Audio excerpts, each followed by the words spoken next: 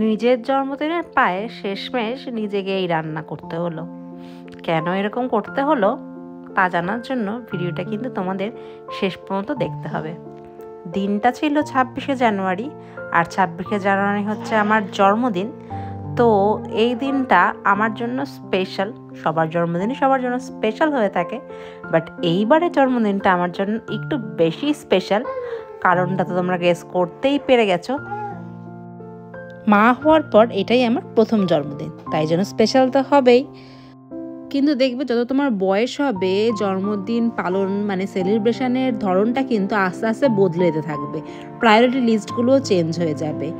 পরিস্থিতির চাপে মনে হবে এইবারটা থাক, সামনের বার দেখা যাবে। এই যেমন এইবারের পরিস্থিতি, গত বছর ছিলাম প্রেগনেন্ট, আর এই বছর মাত্র 5 মাসের বাচ্চাকে নিয়ে আমার তো একদম হিমশিম অবস্থা। যেহেতু বিদেশে একা থাকে, সেলিব্রেশনের নাম শুনলে গায়ে জ্বর আসে, সত্যি বলছি। কারণ এখানে সব কাজ তো নিজেরটা নিজেই করতে হয়, তখন সেলিব্রেশনের থেকে বার্ডেনই বেশি মনে হয়। ছোটবেলায় মনে আছে জন্মদিন হওয়ার 1 মাস আগে থেকে দিন গুনতে থাকতাম, কাউন্টডাউন করতে থাকতাম যে কবে জন্মদিন আসবে। এই যে কথা বলতে বলতে দেখিয়ে দিই আজকের মেনু কী হয়েছে। চিকেন পকোড়া হয়েছে, ফ্রাইড রাইস হয়েছে, আর এখানে হচ্ছে কষা মোরগ ঝোল। এখন দেখবে এইসব মেনুগুলো কিরকম যেন সাদামাটা হয়ে গেছে। ছোটবেলায় সপ্তাহে 1 দিন বা 15 দিনে 1 দিন যখন মাংস হতো, তখন কিন্তু ভীষণ মজা হতো। এখন প্রায় বারবারই মাংস খাওয়া হয়, মানে সপ্তাহের মধ্যে প্রায়ই আমাদের মাংস খাওয়া হয়। শুধু মাংস কেন বলছি, যখন যে আইটেমটা পছন্দ তখন সেই আইটেমটা তৈরি করতে পারি। তাই জন্য আলাদা করে আলাদা স্পেশাল দিনে স্পেশাল মেনু অতটা কিন্তু মজাদার এখন মনে হয় না। তোমরা কি বলো? তোমাদের ক্ষেত্রে কি একই?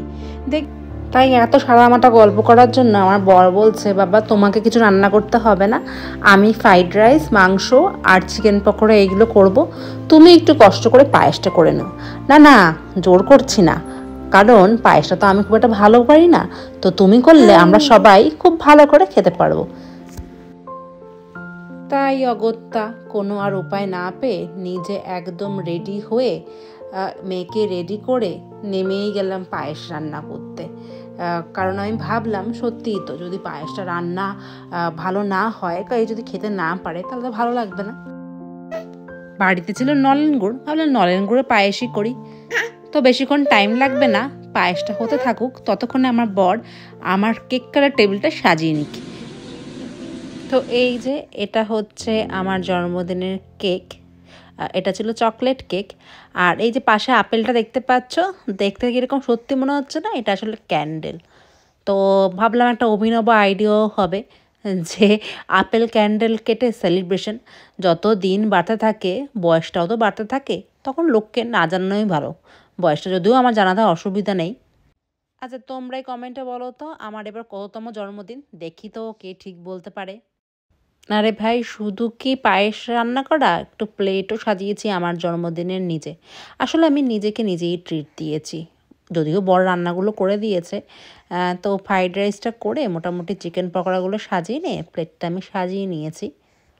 এই যে মোটামুটি সাজিয়ে নেওয়ার পর এইরকম দেখতে লাগছে প্লেটটাকে। তো বাটিতে হচ্ছে মাংস নিয়ে নিয়েছি, আর একটা বাটিতে হচ্ছে পায়েস। ও এই যা, আর একটা মেনুর কথা তো বলতেই ভুলে গেছি, ফিশ পকোড়াও করা হয়েছিল। পকোড়া না, এটা হচ্ছে ফিশ ফ্রাই, ফিশ ফিঙ্গার বলতে পারো। ঠিক আছে, তো এই ফিশ ফিঙ্গারগুলো সাজিয়ে নেওয়া হলো, সুন্দর করে স্যালাডও কেটে নেওয়া হলো। এরপরে জন্মদিন সেলিব্রেশন শুরু হয়ে গেল।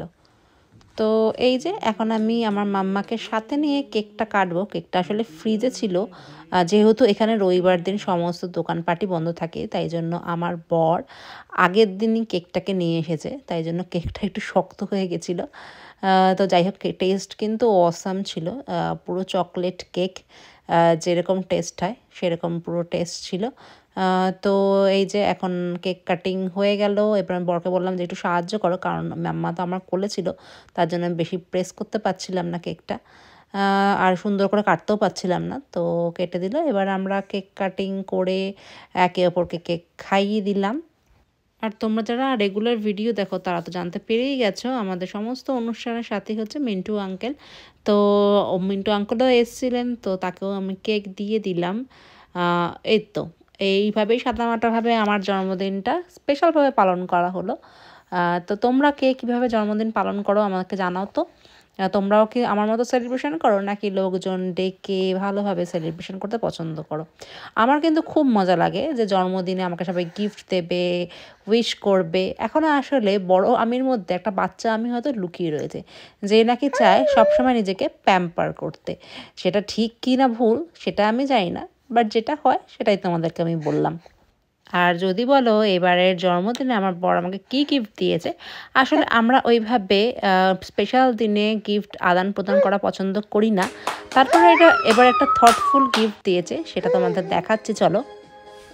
এবার আমার জন্মদিনে গিফট হচ্ছে এই দুটো ডাম্বেল, আরও কিছু ওয়েটস আছে এরকম, বা জিমের ইকুইপমেন্টস আছে, জিমের ম্যাট এগুলো। কারণ আমি এখন তো জিমে যেতে পারছি না, তো বাড়িতে বসেই যাতে অ্যাটলিস্ট ফিট থাকা যায়, তো সেইটুকুনের জন্য চেষ্টা করছি।